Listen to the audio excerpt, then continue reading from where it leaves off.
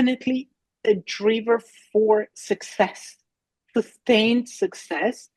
And definitely, I think in the fast moving world we are living, we have forgotten to live with simplicity, Yeah. because a lot of the points that the book talks about are things that probably our grandparents used to live by. But we have somehow forgotten. It skipped a generation, probably in the frenzy of, you know, becoming the next millionaire or billionaire. And I think it's very important when we get our hands onto books that are roadmaps to go back to the basics, and how going back to the basics could be the easiest and simpler recipe for success. Yeah. I completely agree with you. For me, Principles by Ray Dalio is a very transformative book that blends practical advice with profound wisdom. And also that he's very easy with sharing also from his personal story, his life and work principles.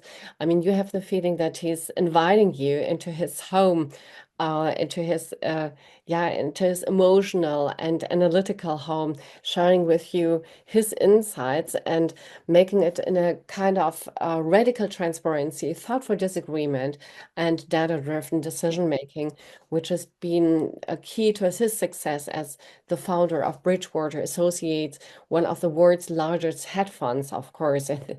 And Yes. and I think the book's strength lies in its universality. Its principles apply to personal relationships, career growth, Yes. and organizational leadership. So it's, as you said, Anna, it's a kind of principle which you can adapt on. And I like it because, as you said, things are so complicated nowadays, and we often forget about the transparency, adaptability, and honesty about um, what means purposeful life. And we talked beforehand already about it. Purposeful or ESG sustainability doesn't need to mean it's not effective or it's not successful. The vice versa is the truth, right? Yes. And and I think therefore I think it fits also so perfectly that you suggested this book because for me you're living this. You're living this where it comes together that you see purposeful living, healthcare, the putting the poles together to see prevention is the key. And it can go hand in hand with successful investment. There's nothing bad about it, Definitely. right? Definitely. And I think, I mean, I like it also if you look at this. I just said Bridgewater. So Ray Dalio, he grew up in a middle class family. His father was a jazz musician, his mother a homemaker, and he developed an interest in investing after buying shares of Northeast Airlines in the age of 12 and tripling his money. I think this his passion for finance grew, leading him to earn an MBA from Harvard Business School. And then he founded Bridgewater Associates in 1975 from his two-bedroom apartment, which grew into one of the world's largest hedge funds. Very known for his unconventional approach to management, he cultivated a culture of radical transparency. So I think we can learn from him that there is no just the way it should go. There are different ways, and it all has to be combined with you as a person, right? So Yes. I by myself, I put together 7 tips from the book from reading, and I would like to show this. Maybe you would like to extend or say no, Annabelle, this is completely wrong. I read it completely in a different way. But for me, it was really that I said the first tip, embrace radical truth and transparency to foster open communication and trust, because there is no time for doing a not. Second, understanding that pain plus reflection equals progress. And pain is this what people often tries to avoid. Third, make decisions based on principles rather than emotions. And we often think, okay, this guy is bad, or I feel bad with this. So principles guides us better through. Then cultivate meaningful relationships by balancing logic with empathy. and use data and systems to make better decisions, reducing reliance on intuition alone, and seek out thoughtful disagreement to uncover blind spots and improve decision making, and prioritize long-term goals over short-term satisfaction to build sustainable success. Would you say this is important, what I figured out, or have I forgotten something from your point of view? I think it's very important that you brought forward the point about embracing a little bit of pain. I think there is a very interesting trend of stoicism that is Yeah. being on a revival. And I think it's very important because especially my generation comes from a generation where from a background where our parents probably overprotected us and made us grow into a very entitled kind of culture. Yes. And we are so prone to, I would say, fast or immediate gratification. Mm-hmm. However, when we do that, when we follow that, we are ourselves damaging ourselves because we are preventing, the space for observation, reflection, and correction. Yes. So it's very important, I think, that we focus a lot on the pain. I think it's very important. You touched the point on systems.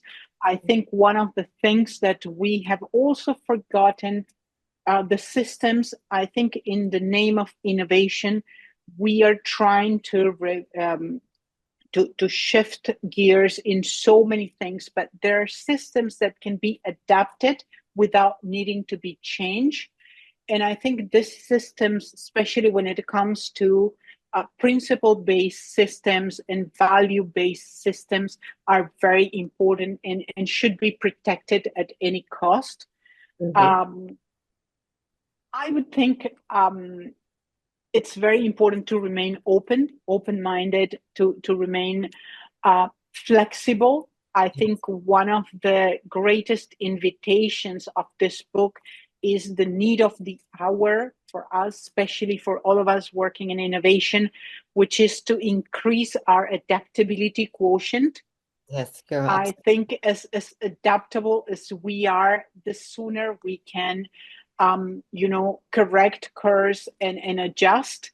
Mm-hmm. So yeah, I think, like you said, the book has a lot of wisdom put in a very practical and accessible way, where it's a great read for anyone that's looking at a way to break through Yes. and to make it happen for themselves. It's a great roadmap, a very simple and accessible to read.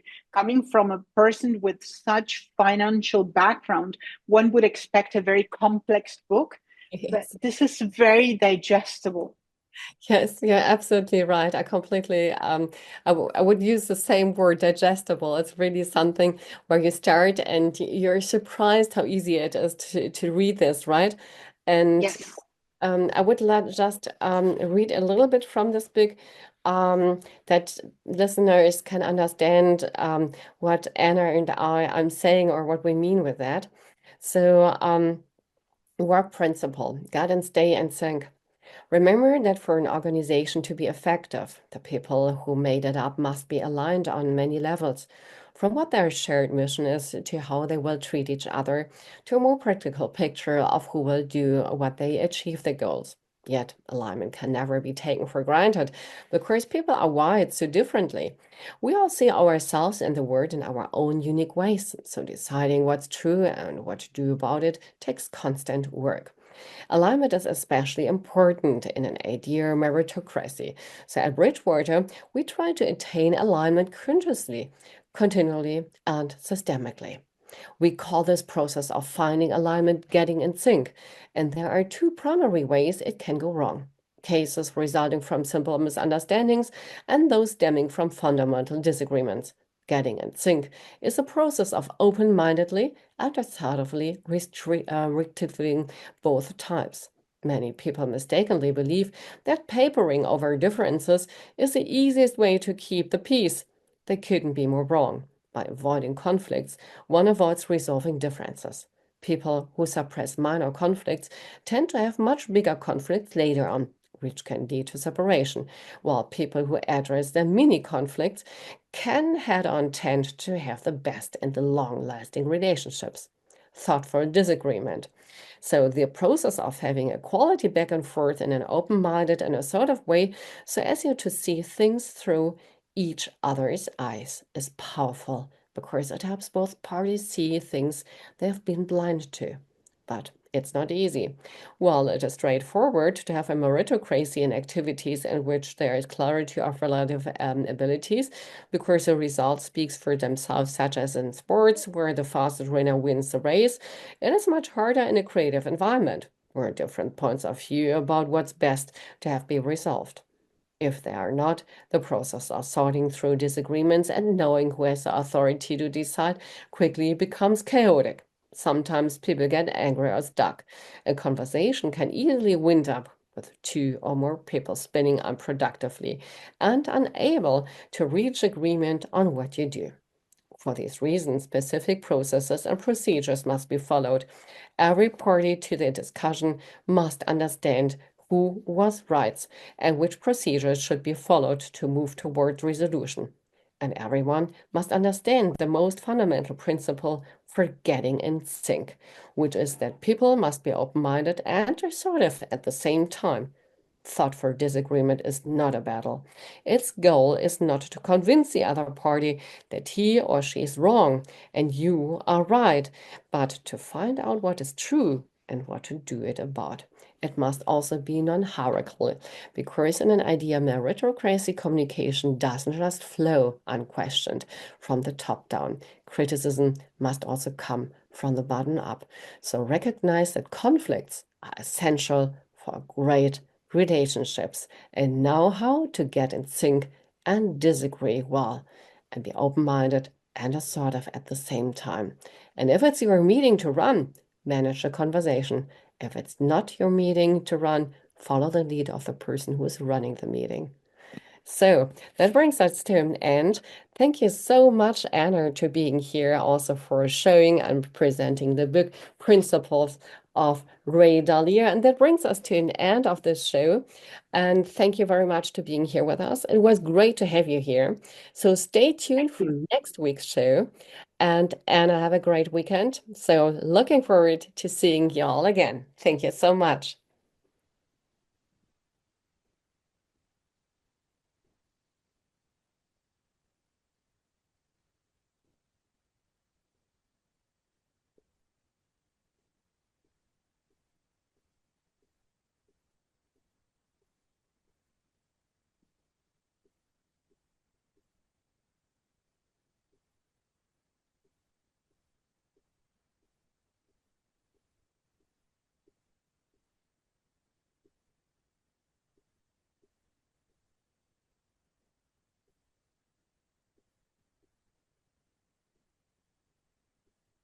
Okay, we're off, eh? Okay. Great. Oh my. Mm, thank you. It was a pleasure. Thank you so much for having me. It was such a pleasure having you, Anna. I'm so much looking forward to seeing and meeting you when I'm in UAE in 2025. Absolutely, absolutely. Please do get in touch once you come here, and I'll be very happy to host you. That would be great. Thank you so much. Thank you. My pleasure. Bye bye. Thank you so much. Bye-bye. Have a great weekend. Bye-bye. You too. You too. Bye bye.